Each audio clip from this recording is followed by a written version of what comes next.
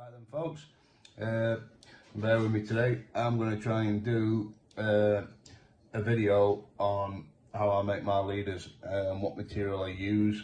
There's quite a lot of people using fluorocarbon now, and that's the video I'm going to do on my leaders and just basically how I make them. Probably not too dissimilar from a lot of people's out there, or if not the same. Yeah, I've been fishing with fluorocarbon for quite a while now. I know it's a bit of controversy, and you know, a lot of people still don't like to use fluorocarbon. The adamant Pike can bite through it. I've been fishing with it for quite a while now, and I'm convinced myself, and I'll be sticking with the fluorocarbon. Just a quick one. Here's one what I've made up myself. You can see that, and yeah, I'm more than happy with these. So it's just basically a quick video on how I make them. The tools you'll need: you need a set of crimping pliers. These are Fox Rage ones. You'll need your swivels. This it's actually off one of my leads. This I've run out of normal ones, but I'll use it for the purpose of the video. And then the desired snaps you use for attaching your lure on. So I can show you. That's the one I like to use. Never had a problem with coming undone. The clamp up really tight. They're not that simple to undo. So yeah, they're the ones I like to use, guys. So just quickly show you how I do it. And the line I use, this is the line I use. It's Gardner Slinky. It's 0.9 in diameter, 80 meters on roll. It's £100. So this is real tough stuff, guys. So yeah, I'll just start off with taking a bit of line off. I like to do mine about 2 foot long. I've got quite a long rod, so yeah, so what I do is I measure it about 25 and a half inch, and that just gives me a little bit extra for the time I fold over the line to do my crimps. So try and cut this. That's what I want about how tough this stuff is. It is real tough stuff. So first thing I do, I'll get my barrel crimp. I pass it through the line, so I can see that. And then whichever end you're doing first, I'm going to do the snap end first. I send that through first, and then it's a case of sending your line back through your barrel crimp. That's through. I like to just leave mine with a bit of a tag on end. I'll show you why in a minute. Just pull that up. Let's get it in focus, there we go. And then I like to leave a fairly decent loop. So there we go. So we get this crimping tool. Crimp that up. Get it all nice and lined up. Like you can see. Get a good crimp. Real good squeeze. Make sure it's solid, not going anywhere. So that's the first one crimped up. And then I suppose not everybody does it, but I like to do mine. I'll get a bit of shrink tube. Brown is the one I've got. I think it might be weed green actually. It's just out of my cart bag. I'll chop about 10mm off that, and then I'll pass that back on through the other end and just slide it down, and then that's ready to go on and focus. Tidy it all up basically. So I've got to do the other end, so I'll chop another piece of that. Same again, about 10mm-ish. It's not an exact science, just to do. So I'll send that one on ready basically when I put my swivel on the other end. So right off to the other end, I'll just tidy this up. It's got a bit of a from the back cut, so that's neatened out. Just make sure your line's nice and neat. You can focus. Come on, there we go.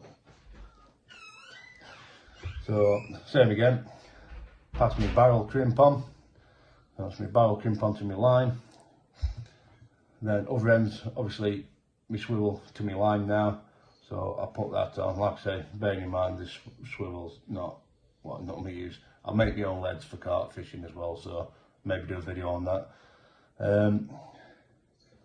Send the line back through the crimp. Same again, leave myself a bit of a tag end. Like to make it as neat as possible. Pull that through, leave myself a nice little tag, and a fairly decent size loop, not too big. So you don't want to put too much pressure on it. Something like that. You can see that. So now, bear in mind we've got a shrink tube on. Remember not to forget that. We've got it on 2 pieces, 1 for each end, ready for when we crimp this down. So I'll just quickly crimp that down with my crimping tool.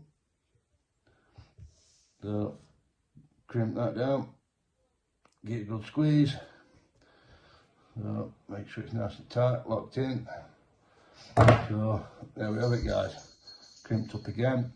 So what I like to do now is I just like to blob the end of my line, just in case it does slip, which it shouldn't do, but it's just like a double security thing. So covering my line, the actual lead, and I like to cover it so it's just exposed at the top, and then I've got a little chef's torch, you can use out of any heat really, and then just quickly, not much, just blob the line over, so that's no way that can fit. Focus, 1 second, that's focus, go on, you can see that it's just blobbed over slightly at the top, so there's no way that can actually slip back through the crimp now. So then I like to get, obviously, the shrink tubing, what we put over ready before, just send that over just to tidy it all up, hold it in place. Same again, covering your line, and you could steam this over the kettle, probably a safer way to do it, but just for the purpose of the video and speed, I'm just going to quickly waft it over like that, and that now is all neat and tidy. So we'll just quickly give the other end. Same again, hide your main line so you don't damage it. Quick waft with burner, blob it over, splog it down with your fingers, tapping it, and then same again. There's shrink tube on. Same again, protect your line, and then just quickly waft that over. Same. Make sure it's all neat and tidy. And there we go, guys. That's my leader. All made, cheap way to do it. I mean, I know they're not mega money, but I like a slightly longer leader anyway, to be fair. So these 2 foot in length, just helps with fish care. I mean, if the barrel roll around it or wrap, you've got something what's quite thick in diameter. It's not going to cut into the fish or damage the fish. So helps with the fish care as well. So just a quick talk on the crimps sizes. So the barrel crimps, I'll show you. That's me. 1 second. That's my barrel crimp. So it's a single, obviously, hole, and for this 0.9 diameter, having to use 2.4 inner diameter to obviously get that line through there twice. So 2.4, don't think because it's 0.9, 1.8 in the diameter it'll go through, because it doesn't. So yeah, and these don't be hard because these are only small ones. What I've got to show you, these are double crimps. Some people use them. I just like to use the barrel crimp. I just think it looks a bit neater on this bigger diameter line. So yeah, there we go, guys. So that's what I'm using. So we've got your slinky, fluorocarbon, like I say, it's 100 pound in diameter, 0.9 mil. Sorry, I did say 100 pound diameter. It's 100 pound breaking strain with 0.9 diameter and 80 meters on the spool. I think it's about 7-8 quid.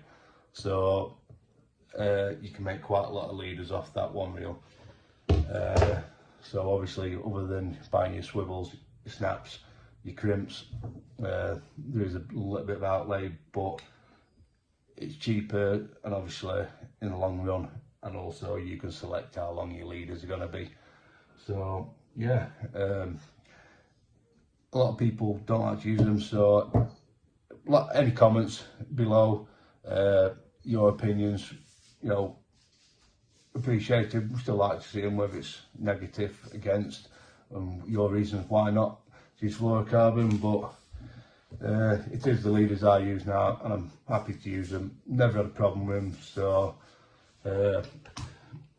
yeah, like and subscribe, guys.